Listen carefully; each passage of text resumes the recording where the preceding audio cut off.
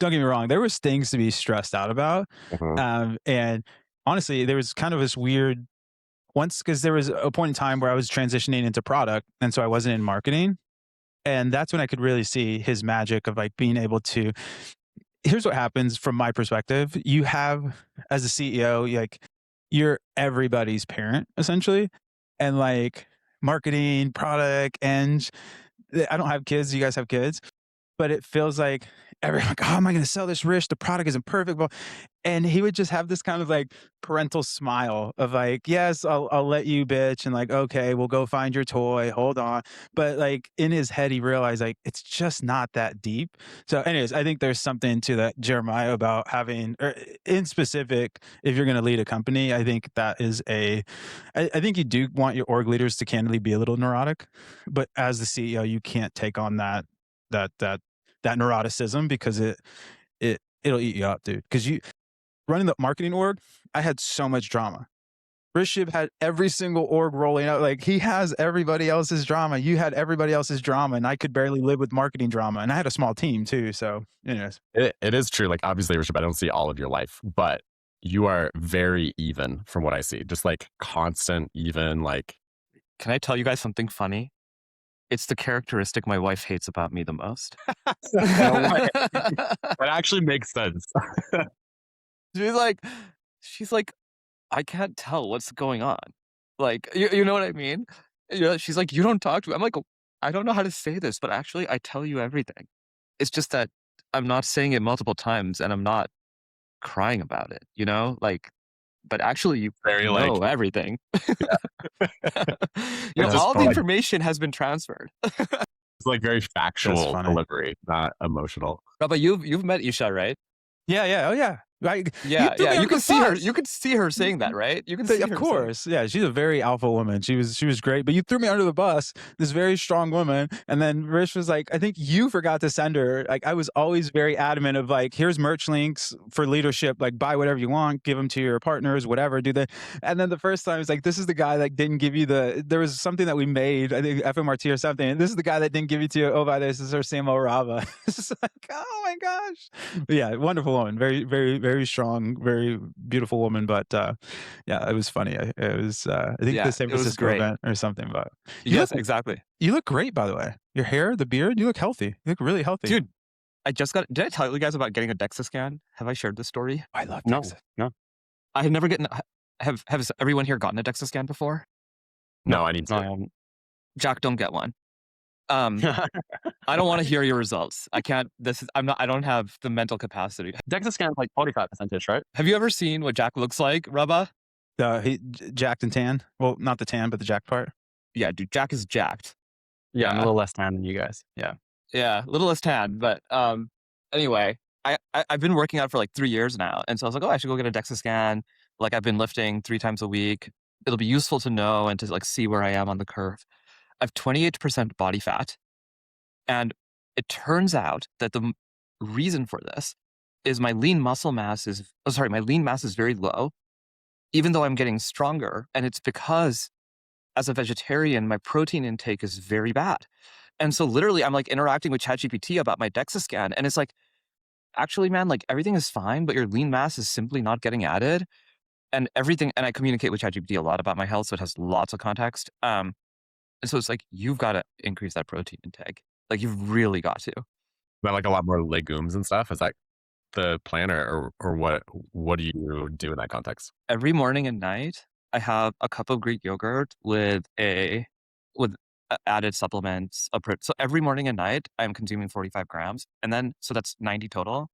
And then I'm trying to use real food for the other 80. Yeah. That's tough for you. That's tough. There's a lot of Cheese as well. masticating. Cottage cheese could be a good thing. Yeah. There's a bunch of different stuff. Did I tell you guys? I probably haven't told you this story. But back when I was doing Muay Thai, there was a guy at my gym. I call him Emilio. I don't know what his name actually was. But he'd always come in the most inappropriate outfits for training. And then one time he came over to me and he was like, "Oh, nice body fat percentage." And I was like, "Oh, thank you."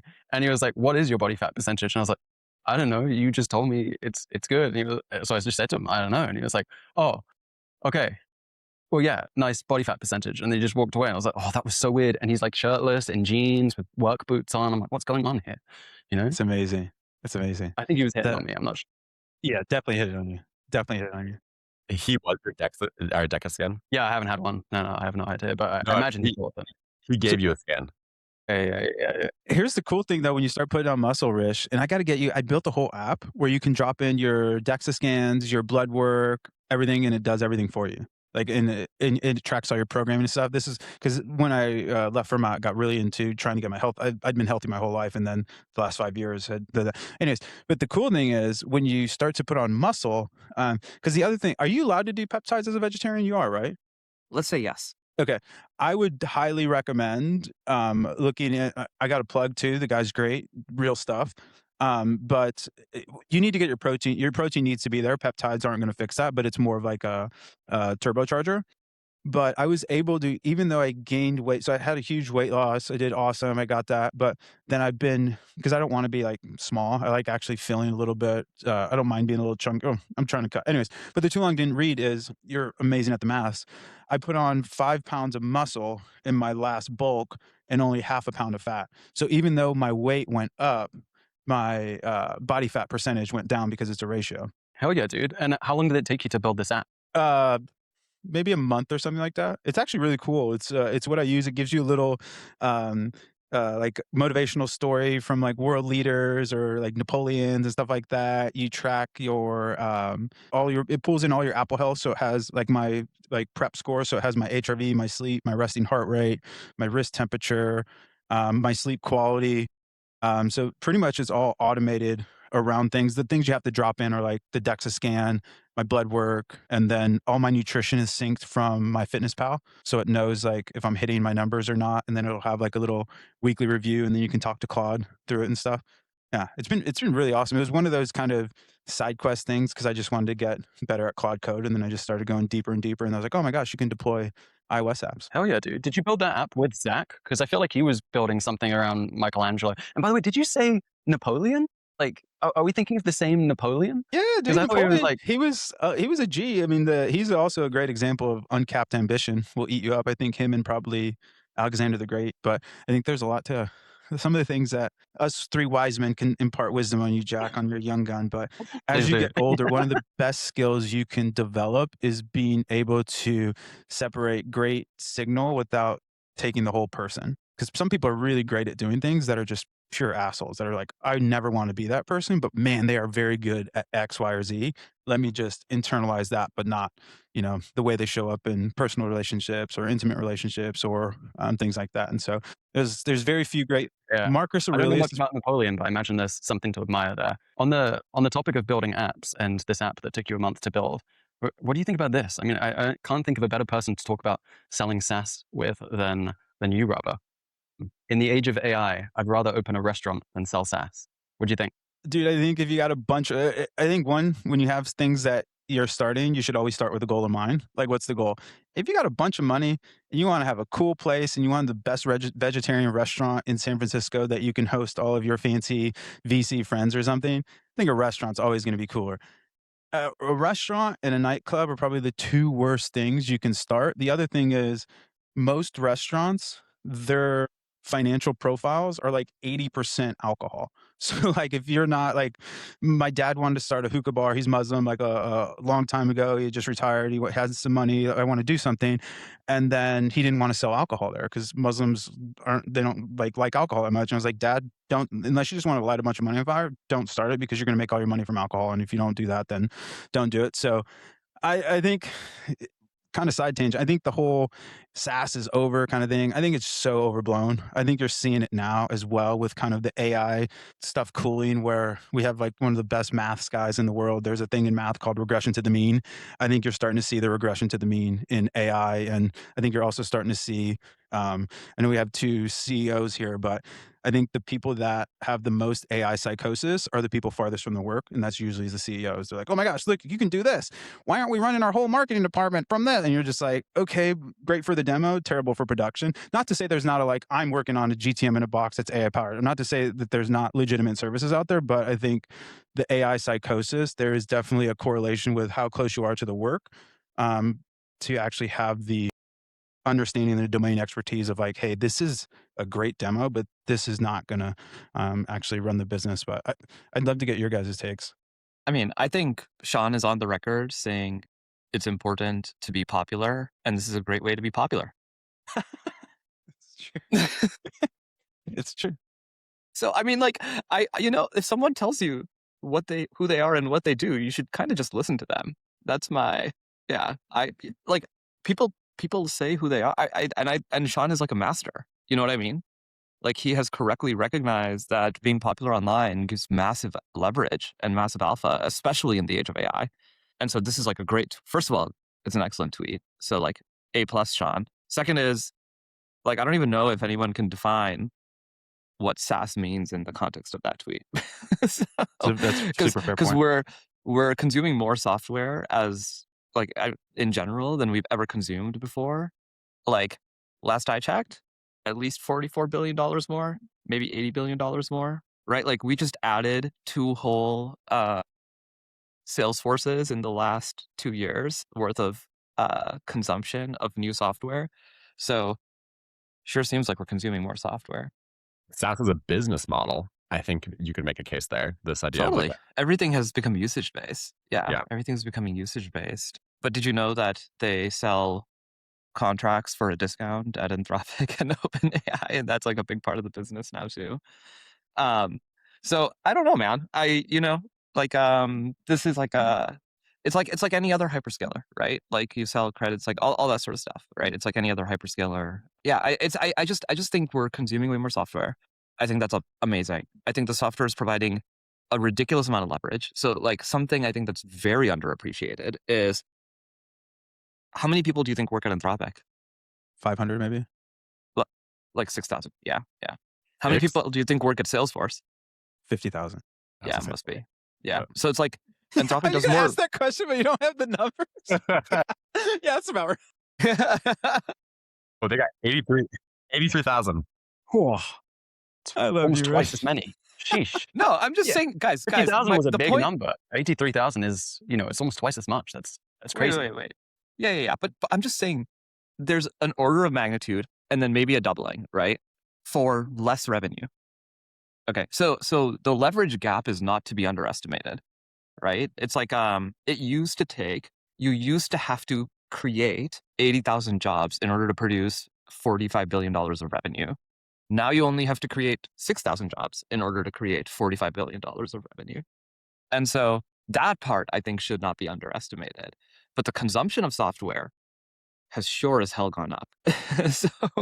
So I think that's actually the like underappreciated part of like what's happening right now is, there has never been more leverage in software than there is right I was just say agency. Like, I've been thinking about the agency business a little bit, and all of the agencies I know are leaning into software ultimately. Like, they're creating their own software, or they're leveraging more of software to give themselves better margin and to create more leverage with the employees that they have. And so like, you're not going the opposite direction there. You're actually leveraging software more in those roles than has been done previously. This was the corollary I was going to say, where I think there's going to be a really big boom in SaaS businesses or services-based businesses with outcome pricing masquerading as SaaS, where like you're an agency and you're like, hey, I'll do all of your GTM, et cetera, et cetera. I just think a lot of people would rather have the outcome than the software. And I think that previously that just wasn't possible, where you had to choose. You had to say, hey, do I have to have all this headcount? Is kind of dovetailing with Rishabh's point of like, do I have to have all this headcount to actually service these people versus like, hey, I have a bunch of hitters. I have way more domain expertise. You know your business. I can make this GTM brain and then actually service you. You don't really care about the software. And the other thing is, when you do that, you can actually accelerate your software way faster, because it's a paradox, but it's actually easier to design an F1 car than it is to design a mass market production car, because you have all these people. And the analogy I'm making there is, I have to have an interface that a bunch of people are going to understand, versus I have one interface that I can train my team on. to get the output that it needs. And then you can have HTML artifacts, et cetera, et cetera. Like the client doesn't need to see the messiness, but I think that's the software leverage paired with, I don't need to build a UI. I just need to train a certain set of tier 1 operators to do the thing, to create outcomes, I think is a really interesting. I mean, obviously it's very top of mind because I'm building in that space, but I think like outside of GTM, I think there's a lot of applications verticalized where domain expertise is actually very expensive. I see the value chain in 3 ways for AI. You have data, you have models, and then you have prompting inference. And with the data, the models thing is essentially commoditized. All the frontier model, that game is done. You have the players that are going to play there, but then you have data, and then you have inference and prompting. Data is a really interesting place. I think there might be a 4th linkage in terms of like, how do I route to the right model for cost? But I think that could probably land in the inference data or in the inference value or link. But then you get to the data and the inference and the prompting, or the prompting and the inference. The only way to do the best prompting is actually be an expert and a domain expert. And so I think that's kind of my little correlative hot take. So that would, I think, be more aligned to what Sean was saying. Like I would rather start because that's a services-based business and restaurants are services-based. I would actually rather start a services-based agency that's AI powered than a restaurant. Agencies have so much more pricing leverage than software does too. So if you just talk about like this software services component, if I were to build software again today, I probably would try to distribute it through an agency. I'd really focus on that avenue because there's just so much more pricing power. When you go to I remember Sean Frank had this tweet probably a couple of years ago, and it was basically like, if your software is under $500 a month, I'm signing up and I'm trying it. If it's over that, it becomes a whole conversation. Well, $500 is like nothing when you start talking about service fees, right? Like, I don't know how much they pay agencies, but a company that size to be spending mid 5 figures to 6 figures on agency services is nothing, right? But you're going to then care about a $500 a month software subscription. If you layer the software into the service, you can charge way more for the software ultimately. I think that's the way I would try to sell software at this point. This is very vertical dependent. I don't agree with this. I mean, that's true. That was my That was my thesis, though. It needs to be verticalized. Like, this is not horizontal play. This is, I can run GTM or I can run a certain vertical that you are trying to get done. I don't think you can say, hey, I'm going to come in and run your company. Like, I think but I think verticalized, the thesis holds. I guess what I'm trying to say is, as a software company, I spend more money on software than I do on agencies. And I would not spend more money on an agency than I would on software. And in fact, I would be like, I would almost categorize it as crazy if we spent more money on, like, how is it that we are not able to use software to figure out how to do this, even if it's expensive software? So that's why, like, that's sort of more what I'm saying is, like, I think depending on the vertical, so commerce as a vertical or whatever, commerce as a vertical, I think, has been coached to pay for agency services in a way in which other verticals have not. And I think that matters a lot. In as much as they've been coached not to pay for software by Shopify, right? And so like the sort of like like the playing field matters a lot for the industry that you're selling into. And not all industries are the same. Like if you were selling dev tools, for example, like imagine being an agency owner trying to sell agency services to a developer.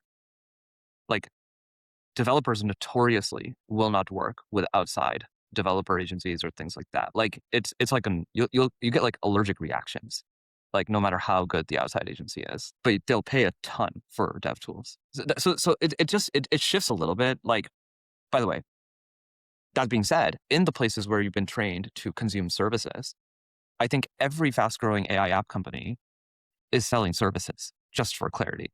So like Sierra sells services, Harvey self-service, like all of these companies are doing it, and they're doing it in like very nuanced ways in order to drive adoption of their platform. Because if they don't do it, then they actually get relegated to like Jeremiah, what you were saying, like an outcome that's like not worth it at all to even do in the first place, right? So there's this like crazy map that you have to navigate depending on which vertical you're selling into for what go-to-market motion you should choose, depending on the industry, how they buy, how they prefer to buy. And so like you have to repackage based on who you're selling to, essentially every time.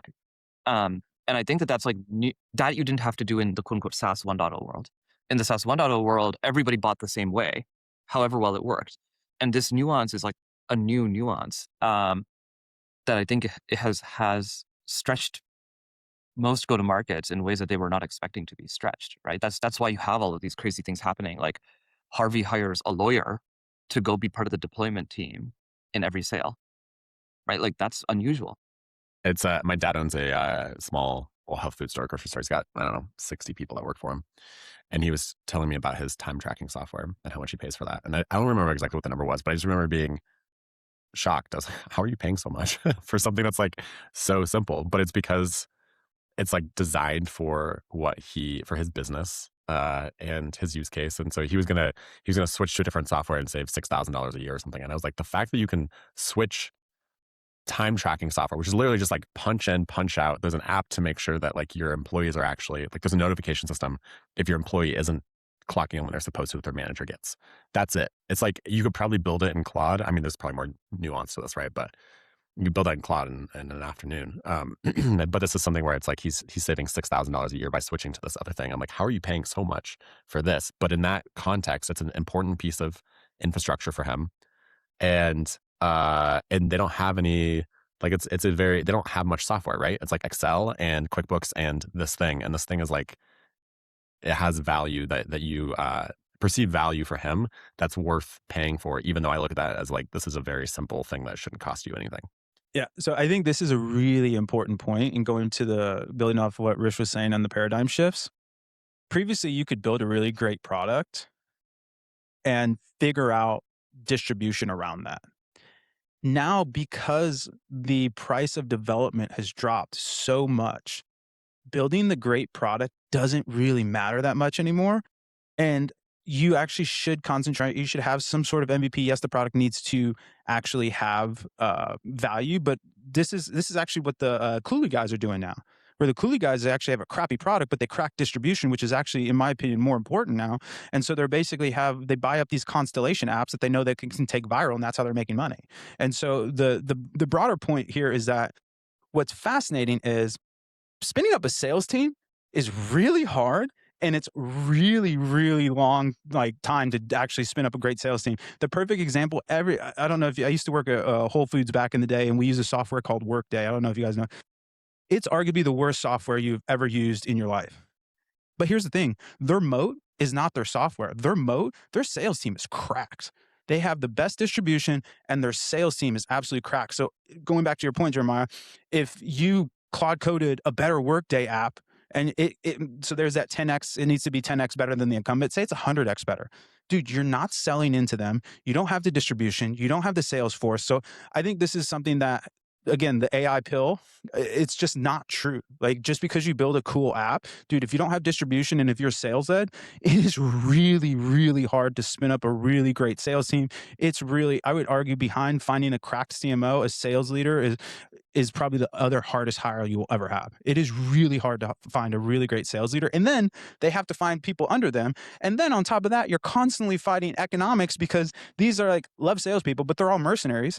So it's like, okay, cool. Well, Stripe's going to pay me all this money because they see me killing it now. So, and you're like, dude, I want you to stay, but like the economics just don't work. So I think that's one of the biggest fallacies that I've seen crop up in the AI development. We can build in Claude Code or Codex or whatever.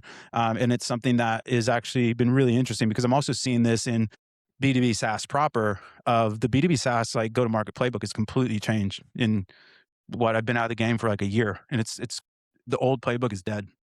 I'll say something somewhat provocative. I think traditional SaaS is not, I mean, this part I agree with Sean. Traditional SaaS doesn't really have a place. So you have to actually be like AI software, right? So again, that's why the definition of SaaS matters. But you have to be AI software to be used for some sort of department or industry or vertical, whatever. If you do that right, I actually think one of two things is very likely to be true. Thing one is, if you don't have some way to get PLG adoption, I think you're effed. And the simple way to see that is, most AI software that's growing really fast has a mechanism to be adopted in a PLG way. Okay, so that's one sort of thing. The other thing, on the other side, on the enterprise side, if the CEO is not selling to the CEO of the other company, I think you're dead. And this is Decagon, Sierra, Harvey, Legora, Serval, whatever. Based on like all of these sort of like enterprise companies, the learning has been actually you need to build a new sales motion that is centered around the CEO's ability to compellingly deliver the vision for what AI can enable for that organization, using their approach for enabling it. And then there's a delivery team to map against that vision to how do I enable it for this particular organization, where all of the services come in, because like you got to map the vision to the implementation for what feels magical as a first step, second step, third step, fourth step, so on and so forth. And so if it's in between those two, I think you're effed. And the challenge then is that like there's only so many monetization strategies that can actually support that. Like you have to Got to be big numbers, bro. If you got a forward deployed engineer, you got a CEO to a CEO talking, like those are big numbers. Like it can't be $1,000 like Sean Frank contract that he's going to get. Like these need to be big numbers. The only thing I would add, Rishabh, to that is that I think not only do you need a PLG motion, you need a fast time to value. Like, and so like you need that like really fun, quick, awesome moment in the PLG. Like it just can't just be PLG. There has to be like the lovables of the world, et cetera, where it's like, oh my God, I launched my first website. Like it doesn't need to be productive, but it's like the value of being able to feel like you can actually publish to the web is such a, I think that's another thing where we're all in the 0.1% of the 0.1% of AI pilled. Dude, AI penetration is so like, and I think that's one of the pros and cons of San Francisco. The con is, or the pro is like, you are so bleeding edge. Like you are absolutely, but it's also, dude, it's such a bubble. It is such a bubble to what the rest of the country is like and what the rest of the market is like. And I think that there's so much room for AI adoption where we have not seen it. And I think it's hard for, I don't know if it's just me, maybe I'm just projecting, but I'm on Twitter and all these things. I'm like, oh my God, look at all these things. Oh my God, new models out. Oh, it's just like, dude, like, I think there's a balance that you're going to have to find of like having inspiration and exploration, but at the same time, like keep the main thing. And I think it's really, this has been the best time to be exceptional, the worst time to be average. But I think the problem with that is this is the easiest time to have really bad shiny object syndrome, and you never actually commit to an idea and see it through to see if it's actually really a good bet or not, because you're just constantly like, look at this. So that's my little rant. So Rabah, just quick switch of topic. I'm curious when you were leaving Fermat, you were going to build your own company, which you're starting to build with War Machine. And then you also announced this like CMO job at Thai. So help us tie that together. You see what I did there? You see what I did there? He hasn't lost the step. Oh my God. I don't care what that DEXA says. You are full of muscle. Yeah. So like, it's actually been more importantly, I think the thing that I'm more curious about is what have you learned in trying to build your own software company? Like, because that's like the sort of like, again, for other people who want to build a software company and or who may be like running a department inside of a software company, like what are some of the things you're like, wow, now that I see this, I can better understand X or whatever. Yeah. So I had a really awesome, it's been a really great experience of ours. So for people that know, I'm building something called Doctrine. Internally, it's called the War Machine. It's basically a go-to-market in a box for B2B SaaS with a bunch of AI awesomeness. And Michael, CEO of Thai, he approached me. He was like, hey, I know you want to do this for the next 3 to 5 years, but I'll tell you what, come build out a marketing department here. We'll deploy the software. You be the CMO. We'll pay a little bit of money. Everybody wins. So it's actually been great. It's almost in this weird way, like a incubator / CMO gig. So it's been great. So the first thing I would say, the learning was the War Machine is light years ahead of where it would have been if I didn't take this role, because being able to deploy in a production environment with real people, real things, this is a real business making real money. You see you don't build, one of the biggest issues I think with AI, it was always an issue, but with AI, it's even worse. It's called supply side innovation. Basically, you're just like, this is a cool idea. Let's build it. Yay. If nobody uses it or if it doesn't generate value or like, and so being able to stay away from that because there's real people, I can talk to the AEs, I'm running the marketing department myself, so I know this. So that would be the one thing, is get the software in somebody that matters hands. Even better, get somebody in the software's hands that is paying you. Like that is it's a big step because you'll get the homies helping, but once you have somebody where it's like, hey, I'm paying for this, there's this actual transaction that needs to be covered with value. So I would say that's the biggest thing there. Like obviously you want to build. The second biggest learning was when you are building a software company, there is a certain point where the product is well and good, and you will start to find yourself working on the product more because you can hide in the product. The product is very tangible. I can make impact on this versus actually building your company.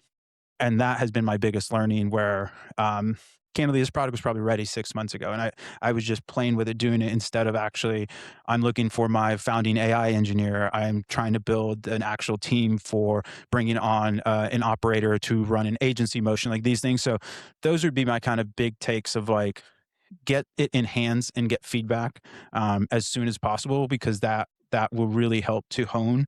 It'll bring you back to earth. The second thing is like, your ideas are great, but great doesn't, you can't eat great. What you can eat is actual money and value. And so get it into somebody that will give you money or some sort of exchange that puts you on the hook for generating value. And then the third thing I would say is if you're very, very kind of product domain expertise heavy, kind of bend towards IC, I would really, really watch yourself in trying to build a product versus build a company.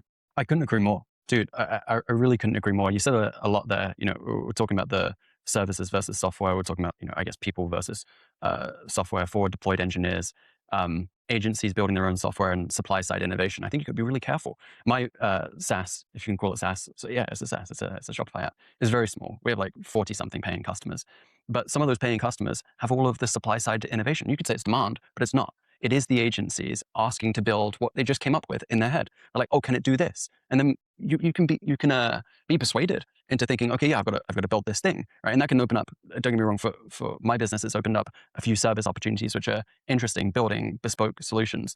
But that is the same supply side innovation. It's just coming from the agencies that are slightly less technical, or are coming up with ideas as they're seeing the demo of your product. And I couldn't agree more with you. Ideas are great, but you can't eat ideas. You actually have to sell the product that exists, because it exists to meet a lot of their use cases, not the product that they're imagining when they're watching the demo, right? Because that customer, sure, they might be a customer of a $10,000, $20,000 contract, but they're not the customer of the few $100s a month SaaS. So yeah, I couldn't agree more. It's something I've learned very recently in the last few months is like, let's get back to what the product actually does right now, unless we're going to go there, right? Unless we're going to go to building something custom for you, right? Isn't this one of the challenges with AI though? Like in the past that was okay to, and I'm not saying you shouldn't. If you're charging $20 a month, you have to do that, right? You can't just build everything for everybody. Or whatever. There's a number at which you can't do that. But I think like Rishabh, like what you guys are doing is kind of the opposite of that, right? Because you've looked at it and said, well, if you can go just do this with AI, because somebody could say, I have this idea, I love this thing, I'm just going to go make it happen. And then they're not going to pay for your product because they can go do it on their own. There's that trade out there, that cost and benefit analysis that everybody's doing now in a way that they didn't before. In the past, they just evaluated between 2 or 3 options and they would pick one of those options. Now you can do whatever you want in a way that you couldn't before. And I think that's where's the line, I guess, because there is a line there. I don't know where that is either. And, or I shouldn't say either. I don't know where that line is, but I'm curious what you guys think about that.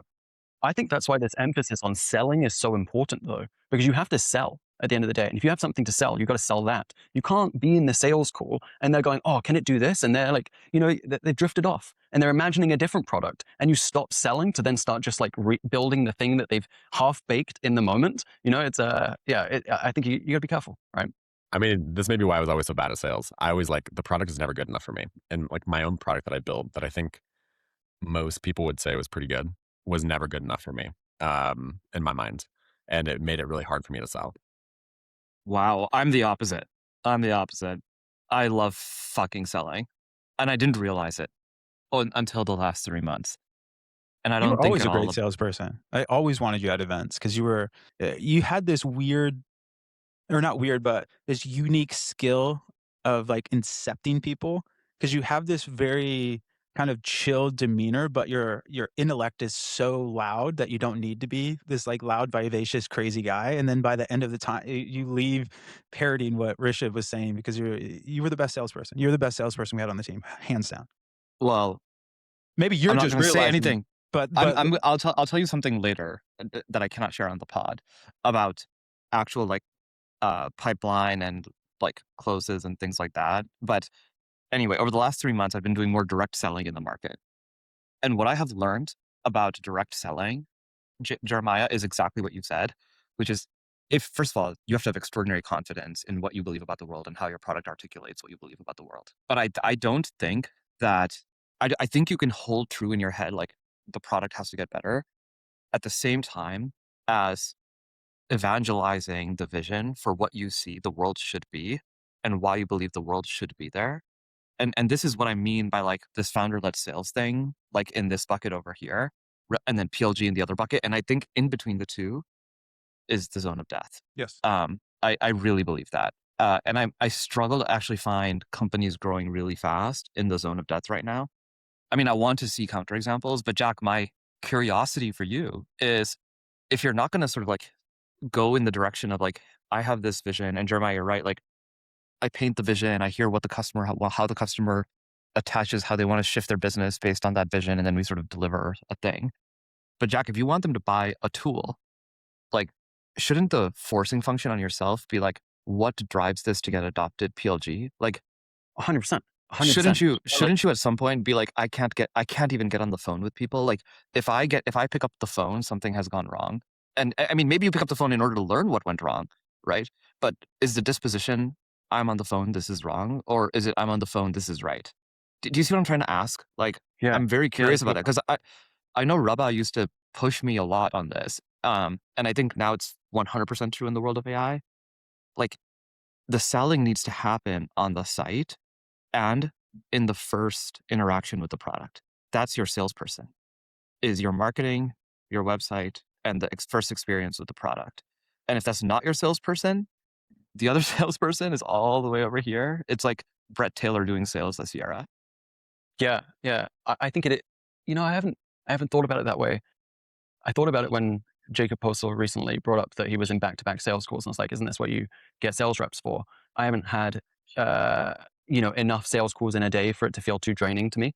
I think it's good to discover what it is that people want. People want like XYZ product, and then that's actually a good idea for what we build next. And then also like I prefer it because the actual contracts, right? The services contracts are so much more significant than the actual software itself, right? The software is almost just like a gateway into the services. So I think that's why the sales calls make sense. But at the same time, I can't build everything, right? And there is a lot of things that the software does that people just don't even know because they're dreaming of what the software could do, right? And those dreamings of what the software could do are half-baked. They only just came up with them. So, after a while of hearing those half-baked ideas, you realize, I can't build all of these just because they came up with it. I have to find a way to bring it back to selling the thing that actually exists, because it exists to solve a real problem that they have. Like I said, like you said, actually, Rabah, ideas are great, but you can't eat ideas, right? This problem that is actually solved by the software and does this thing that right now your team do, and it takes them, 10 hours out of their 40-hour week or whatever it is, right? See, this is why I'm so bullish on AI-powered services, like an agency. An agency can solve all of this. I can sell you into the vision. I can nuance the software. I could also be, I'm a hammer, here's a nail kind of thing. But it's like ex-CMO selling into marketing departments saying, hey, all you guys need to do is give me one or two tastemakers. I will handle all the toil. Because I think the biggest thing about, and I can nuance it where you have again, it's hammer nail kind of thing, but there's the War Machine code base, and then there's the GTM brain. So it's almost like a Tony Stark Iron Man suit. So I can take Fermat, I could take your app, Jack, and the War Machine still works. It just has different contexts. And so that's where I think you get leverage, to your point, Jeremiah, because to do that previously, an agency would have to have all these bespoke workflows. And like, you just couldn't do it. With AI, you can now, because you have, okay, cool. If you're a domain expert, you know what the marketing ecosystem is, and you can bring it online. And then you have the context of the company that stays up to date. But that's why I'm very bullish on that aspect of it. I think where the challenge comes in is knowing what you want to build. Like kind of what you're doing, Jack. I would argue that what's your goal? And if your goal is to make a bunch of money, I would use the app as a loss leader for a services powered or like an AI powered services business. And the best way, so people go through 3 phases. You go through problem aware, do I know I have a problem? Solution aware, is there a solution out there? Product aware, is there a product that provides this solution? What you're doing there is just showing, hey, Jeremiah, yes, you have a problem for your time tracking software. You don't know. Okay, cool. Hey, here's a solution. You know, we could track all of your people with this. Oh, by the way, we offer all these services that we can do for you, or we could sell you a software. But do you really want a software product, or do you just want us to handle everything? You pay us money, you yell at us, and this is the example of like, yes, all this like AI VA stuff is very cool, but it doesn't beat just being able to text your VA and say, do the thing. And I think that that is in this AI world, people having somebody to yell at, that's one of the biggest things in enterprise is like, hey, if something blows up, my head's not on the block. I can call and say, Rishabh, why is this doing so well? Oh my God, I'm going to get a promotion from you. Or Rishabh, hey, this thing broke. Like support contracts and having that kind of direct line contact. So again, it could be hammer and nail bias because I've been thinking about this a lot, but AI powered services gives your business leverage. So what did Rishabh bring up at the earlier? Revenue per headcount. So you don't run into the supply side kind of issues of agency of having to balance, bringing on more supply to meet the new demand. The demand leaves. Now, what do I do with all this excess supply? And then the second thing is you still have the power of nuance. I think you get the CEO to CEO selling. I can sell you the vision. I can say, hey, we can do this, man. This is awesome. And then you stay out of that like trough of sorrow or that kind of dead zone. This is why I think software, even like inexpensive software that you theoretically could vibe code, will always have value. What you just were saying, Rob, about the you need somebody to yell at if something goes wrong. I mean, do you really want to, like, let's say you're running a Shopify a business selling on Shopify. Do you really want to be responsible for the 20 different apps and what happens when something goes wrong? Because it will go wrong at some point. And I think, obviously, Rishabh, you talked about this in the past, like the technology is going to continue to get better. The ability to maintain those things will continue to get better. But at a certain point, when the Shopify API changes and you didn't catch it, it takes you a month to figure it out. And now this, I'll just use surveys. Your survey tool hasn't been collecting data for the last month and you didn't notice. Well, when you're using something like a No, that would be fixed in hours, not in a month. And so like, it's worth some amount of money, and that the amount of money that it's worth is going to differ from person to person. But there's some value there, even if it's just like the insurance layer, for lack of a better term, that exists in that software. So yeah, I think you only end up buying it once you have a couple of problems. Yeah. So I agree. like a 6 to 12 month time frame there, where it's like vibe code everything, all this is great, and then after there's some amount of time where those things start to go wrong, and you're like, shit, do I really want to like manage? No, this? dude, even worse than that, the person internally at your team leaves. Yeah. Like the pragmatic way that this will end up happening, by the way, is not like you're at a company and you're like, man, I don't need all this SaaS. Like I'm going to build this thing. Like, and now I'm Jeremiah. I'm like, I build version 1. And then I'm like, yo, Rishabh, get over here. I built V1. Can you make V2 of this? And like you maintain it. And I'm like, yeah, sick, man. Like I'm going to like, and then every now and again, something will come up. And then I'm like, 3 weeks later, I'm like, Jeremiah just got poached by Anthropic. And he's like, well, you kind of have to take that job because I'm not going to pay you as much as Anthropic is going to pay you.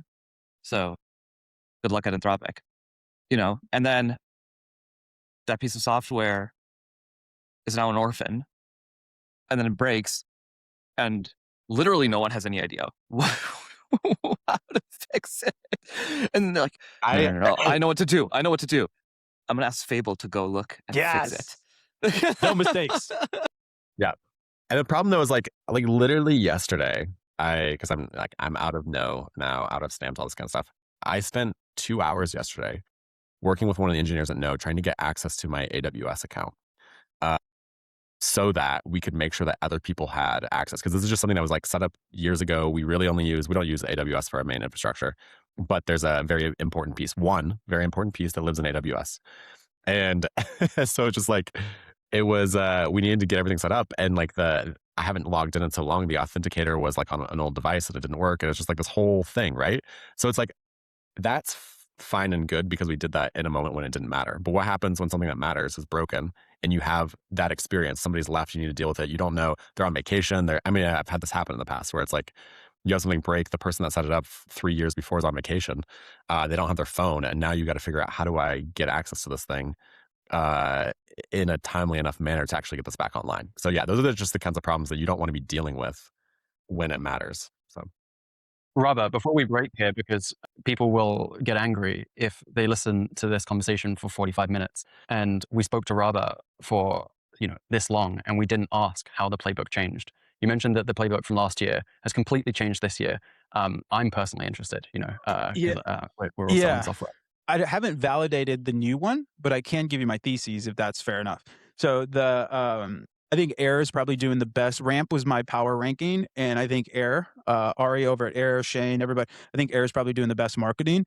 And what I've realized is, kind of going back to that, usually you could have had great content, you put a few influencers around it, and then that content would surface. Then you get your distribution. It's just not the case anymore. And so what you really need is, I boiled it down to essentially 3 pieces. So one, you need a villain. So Air had Dropbox, Air has having a villain. And it doesn't necessarily need to be an actual company, but what is your villain? The second thing is, you really need almost like a talent scout. And this was Ari, and Ari has a couple of people under him, but this was Ari where, dude, I'm old, so I remember when memes used to be days, weeks long, and you could write out a meme. Dude, the zeitgeist is so quick now. So you really need I'm going to sound ageist here, but some sort of Gen Zer that's just perpetually online, just always online, knows the memes. This was one of the things that we had at Triple Whale, where Tommy was literally Twitter. He could tell me everything, who's who, what the memes were, so you need that kind of talent scout to then be like, oh, Jack is on the up and coming. He's not there yet, but we need to get on him, pay him 10 grand instead of 100, because in 3 months he's going to be really expensive and all the legacy companies are going to pay him and we're going to be ahead of the curve. Ari did this with the Rizzler. He did a bunch, so you need that really awesome talent scout. And then the third thing is, I think all the alpha is gone in TikTok and Twitter. Is it still useful to be there? Absolutely. But if you're trying to penetrate or if you're trying to work, the alpha is just not there anymore. So really where the alpha lies, especially in B2B SaaS, I think enterprise, Rishabh would agree. I think if you're up market, you really just need to be events and relationships. That's the show. It's not a hard playbook. It's an expensive playbook, not a hard playbook. But this is more of that 50 to 100, 50 to 250 ARR SaaS of hey, you're growing, you want to get, mid-market, up market. So the third thing is building essentially a shadow army of propagandists. So basically, I don't know if you guys are familiar with Comfort, but essentially what Comfort did, but for B2B SaaS. And so you can take over TikTok, YouTube, Instagram, you give them weekly briefs, maybe you incentivize some of the micro to mid influencers, and then you just have you guys ever heard of the Tom Cruise experiment, where basically you come over to my house and I go, hey Jack, did you know Tom Cruise is in the room next door? Tom Cruise is in the room next door. Then Rishabh comes over and goes, Jack, Rabah has Tom Cruise in the room next door. Jeremiah comes over and goes, dude, can you believe Rabah has Tom Cruise? Tom Cruise is in the fucking room next door. But once you hear the same messaging over and over and over, and again, I'm not saying you should do shady shit, but this is how you can start to propagate your distribution, because you're giving these content briefs. So I think that's where you're going to see a lot of cracked B2B SaaS playbooks going, is really indexing heavily on distribution, leaning out of LinkedIn and TikTok, finding somebody, some sort of talent scout to keep me inundated of what the people are talking about, and having some sort of villain. So I think that's going to be the new three play playbook. Dude, you got to stop. You got to stop. We're going to see a bunch of B2B SaaS with Tom Cruise and their logo reels on their website. It's going to be Glossier. No, that's not bad. We got Tom Cruise here. All right, man. You're off to Econ Cowboy now, right? Fun. Well, thanks, boys. This is incredible. Appreciate you guys. Appreciate you, man.